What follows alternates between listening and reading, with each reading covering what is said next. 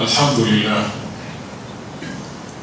لله رب العالمين، والصلاة والسلام على أشرف الأنبياء والمرسلين وعلى آله وصحبه أجمعين. أما بعد، أوصيكم ونفسي بتقوى الله تعالى. Ndugu Waislamu, nawausieni pamoja na kuihusia nafsi yangu katika kumcha Mwenyezi Mungu Subhanahu wa Ta'ala, kwani hawajapata waja wa Mwenyezi Mungu kuhusiana jambo lililo bora kabisa kuliko hili la kumcha Mwenyezi Mungu Subhanahu wa Ta'ala. Bwana Mtume sallallahu alayhi wasallam anatuambia la dharara wala dhirar. Maana ya maneno haya ni kuwa haifai kwa yoyote kati yetu kujidhuru yeye mwenyewe katika nafsi yake, mali yake au heshima yake. Na ndiyo hivyo haifai kwa yoyote kati yetu kwa sababu amedhuriwa yeye kumdhuru mwingine, bali badala yake atumie taratibu zilizopo katika namna ya kuondosha pale alipodhuriwa kwa kufuata miongozo ya kisheria, kanuni na mambo yaliyopo. Kwa hiyo tafsiri fupi wanazuoni wakasema usidhuru wala usidhurike.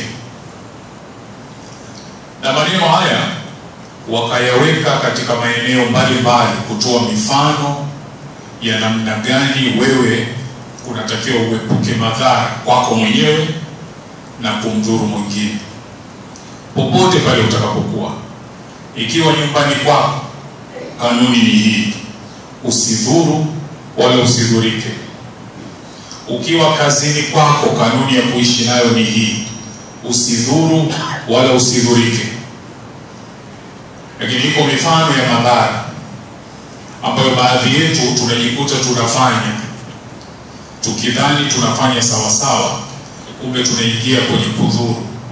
Na kudhuru katika Uislamu ni dhulma, na dhulma ni haramu. Mfano wa hayo ni madhara anayoyafanya mtu katika biashara. Wanazuoni wakaeleza ni pale anapotokea mmoja wetu ana haja ya bidhaa fulani, na bidhaa ile ikawa kwa kipindi kile haipo, unayo wewe tu.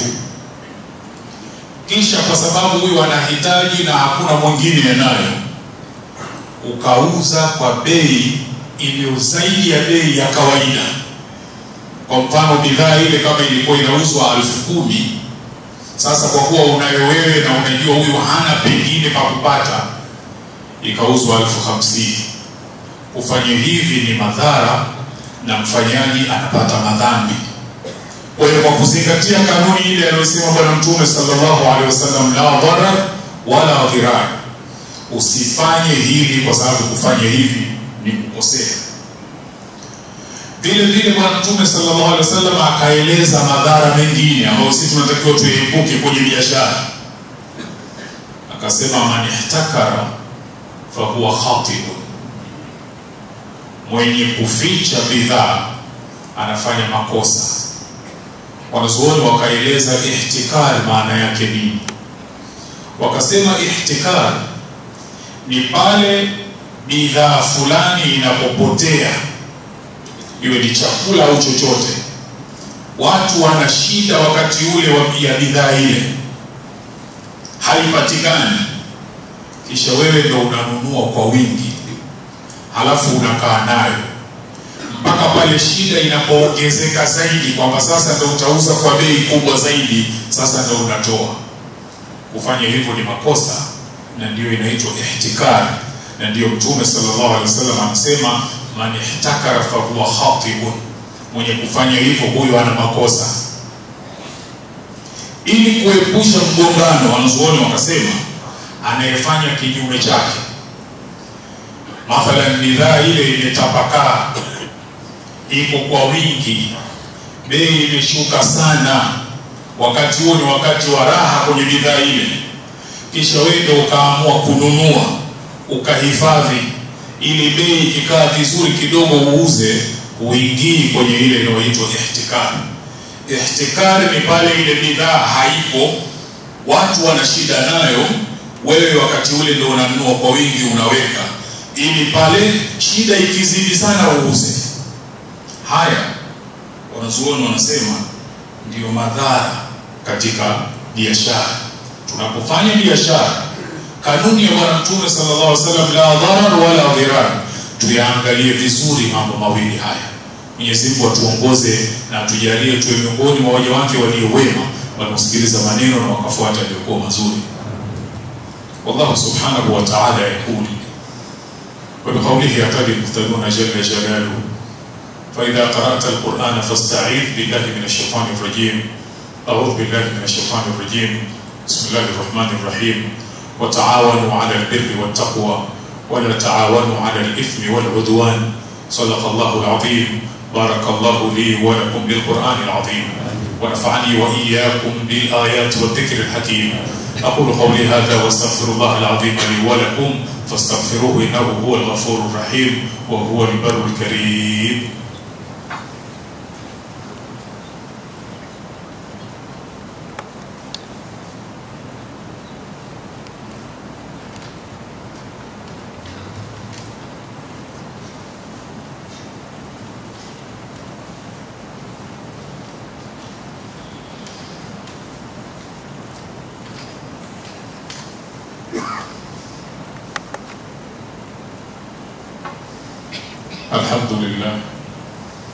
الحمد لله رب العالمين، الصلاة والسلام على أشرف الأنبياء والمرسلين وعلى آله وصحبه أجمعين. أما بعد، أوصيكم ونفسي بتقوى الله تعالى. Ndugu Waislamu, nawausieni pamoja na kuihusia nafsi yangu katika kumcha Mwenyezi Mungu Subhanahu wa Ta'ala. Kwa hujapata ujio wa Mwenyezi Mungu kuhusiana jambo lililo bora kabisa kuliko hili la kumcha Mwenyezi Mungu Subhanahu wa Ta'ala. Bwana Mtume sallallahu alaihi wasallam anatufunza, anatuambia la dharar wala dhirar, usidhuru wala usidhurike. Madhara haya ya kuhakikisha udhuru wengine yako katika maeneo mbalimbali. Wanazuoni wakaeleza pia madhara katika wasia ambayo sisi tunatakiwa tuepuke. Madhara katika wasia ni kwa wewe una mali, kisha ukachagua katika warithi wako mmoja, pengine ndio unaompenda zaidi, pengine wale watoto wako wengine au warithi wako walikuudhi sana, ukachagua mmoja kumwandikia wasia wa kumpa ziada ya kile atakachorithi kwa wenziwe, lakini yeye awe ana ziada. Hayo ni madhara, na kufanya hivyo kwa nia ya kuwa wale wengine wasipate sawa na huyu ni makosa, na hutakiwi kufanya namna hiyo. Kwa msingi huo ndio maana hata sheria yetu ya Kiislamu imelikataa jambo la wasia wa namna hii, mpaka wale warithi wengine waridhie. Lakini kama hawakuridhia kile ulichotoa kuwa ndo wasia huyu wapate zaidi wakati ya tarithi na wale, sheria inakataa kwamba kisifanyike hicho. Kwa hiyo haya ni madhara katika wasia ambao tunatakiwa tuyaepuke. Kama ambavyo inawezekana vile vile madhara mengine, mtu akaandika wasia kwa mtu wa kando ambaye hamrithi yeye, lakini akamwandikia wasia kuwa yeye apate zaidi kuliko wale warithi. Madhara haya sheria imeilinda, imeyazuia kwa kuweka kwamba wasia ule usizidi theluthi ya mali, na ikizidi pale iwe kwa ridhaa ya wale warithi waridhie. Kwa hiyo haya ni madhara ambayo sisi tunatakiwa tuyatambue na tuyaepuke. Kama ambavyo vile vile madhara mengine yapo katika ndoa. Huyu mtu alioa akapata watoto, pengine mke yule akafariki, halafu huyu akaoa tena, mke aliyokuwa naye hajapata naye watoto, na yeye anajiona ana maradhi, kwa maradhi yale anahisi hataweza kupona, anatengeneza utaratibu pengine wa kumwacha huyu mke, kwa sababu akiendelea kuwa naye atakuja kurithi mali yake na yeye hataki. Haya ni madhara yanayotakiwa kuwepo. Wanazuoni wakalieleza hili kwamba ni katika miongoni mwa madhambi makubwa, kama alivyosema sahaba Abdullah bin Abbas, anasema al-idraru fil wasiya min al-kaba'ir, madhara katika wasia ni katika madhambi makubwa. Kwa haya tunaambiwa ili tujiepuke, tukae mbali. Madhara mengine wanazuoni wanasema ni madhara katika ndoa, yale ya kurejea. Haki ya kurejea mke amepewa mume. Mume huyu anaweza kuwa amemwacha mke, madhara yenyewe yanapokuwa, na wala hana haja naye tena, lakini anasubiri pale eda inapokaribia kwisha, anasema nimemrejea, ili muda wa eda uzidi kuwa mrefu zaidi, na pengine anazo habari kwa huyu, pengine eda ikiisha ataolewa, kwa hiyo anamkomesha. Haya ni madhara ambayo hayafai kufanya. Mwenyezi Mungu Subhanahu wa Ta'ala anaeleza katika Qur'an pale aliposema faamsikuhunna bima'rufi, kaeni nao kwa wema, au sarrihuhunna bima'rufi, au kama haiwezekani hilo sasa, mkitaka kuachana nao muachane nao kwa wema. Kisha akasema wala tumsikuhunna dhiraran litahtadu, wala msiwazuilie wanawake kukaa nao kwa sababu ya kutaka kuwadhuru tu na kufanya uadui. Una haja naye lakini unataka kumkomesha tu. Anasema wa man yaf'al dhalika faqad dhalama nafsa, mwenye kufanya hivyo huyo anakuwa ameidhulumu nafsi yake. Haya ni madhara katika kurejea. Huna haja naye yule mke, wala huna haja tena, humtaki, lakini unarefusha muda wa talaka, unarefusha muda wa eda ili tu umkomeshe apate kuumia.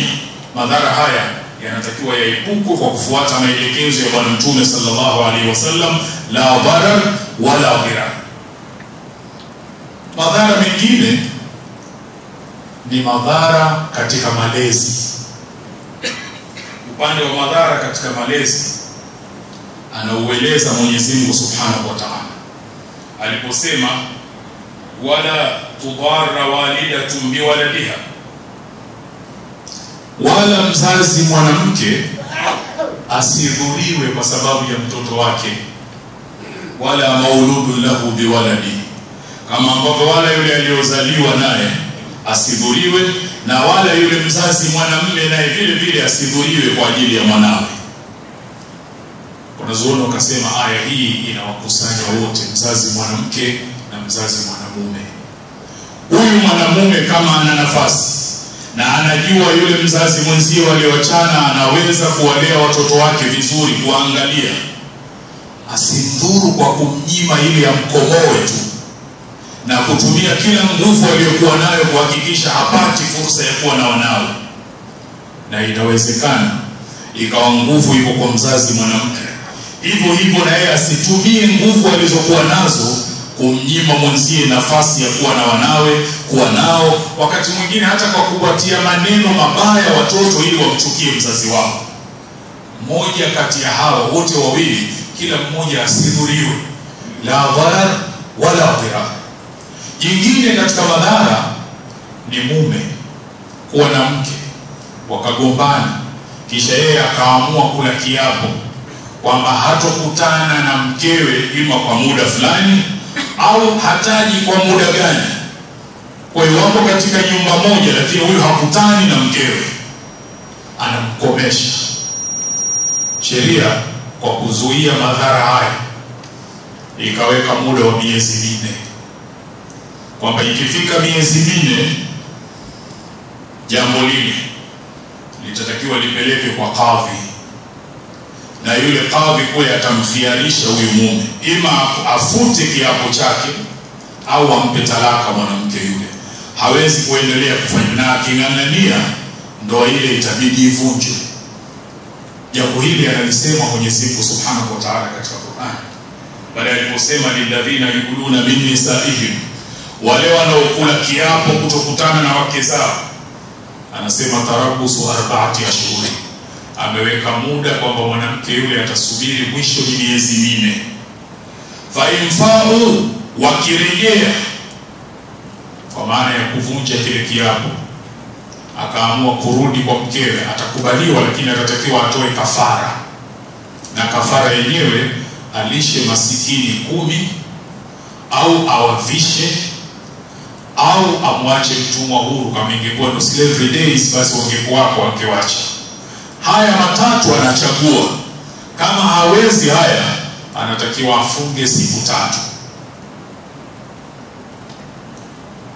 Akirudi, asiporudi aking'ang'ania, ndoa ile kule kwa kadhi itabidi ivunjwe kwa sababu ya kuzuia madhara. Kwa hiyo haya ni madhara yanayopatikana, na pengine inawezekana na sisi tumo katika wanaofanya hivyo. Tuzingatie mafunzo ya Bwana Mtume sallallahu alaihi wasallam. Anatuambia la dharar wala dhirar. Wewe usimdhuru mwingine na wala wewe usidhurike. Tukiishi na mafundisho haya kwenye kila sehemu tunayokuwa, iwe nyumbani kwako, kwenye familia yako, kazini, pahala popote ulipo, tutakaa kwenye mwenendo mzuri anaupenda Bwana Mtume sallallahu alaihi wasallam na kuridhia, na ndio mafundisho aliyotuletea. Mwenyezi Mungu atuwafikishe katika haya. Kisha kwa mafundisho mazuri haya aliyotuletea Bwana Mtume sallallahu alaihi wasallam, Mwenyezi Mungu Subhanahu wa Ta'ala akatuamrisha jambo alilolianza yeye mwenyewe, kisha akalifuatisha kwa malaika waliowema. Akamalizia kwetu sisi kwa kutuambia inna Allaha wa malaikatahu yusalluna 'alan nabi ya ayyuhalladhina amanu sallu 'alayhi wa sallimu taslima. Allahumma salli wa sallim ala sayyidina Muhammad wa ala alihi wa sahbihi ajma'in, khususan min amiril mu'minin sayyidina Abi Bakr as-Siddiq, amiril mu'minin sayyidina Umar ibn al-Khattab, amiril mu'minin sayyidina Uthman ibn Affan, سيدنا علي بن أبي طالب، بقية العشر بشر بالجنة عن أزواج نبيك وعمر وسيم طيب والإخلاص والصفا. ربنا تقبل منا إنك أنت السميع العليم، وتب علينا إنك أنت التواب الرحيم. آت نفوسنا تقواها وزكيها أنت خير من زكاها، أنت وليها ومولاها.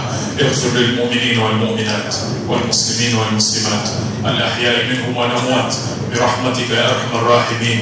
عباد الله، إن الله يأمر بالعدل والإحسان وإيتاء ذي القربى وينهى عن الفحشاء والمنكر والبغي يعظكم لعلكم تذكرون. فاذكروا الله العظيم يذكركم واشكروه على نعمه يزدكم ولذكر الله أكبر. الله يعلم ما تصنعون. آتوا الصلاة. الله أكبر الله أكبر.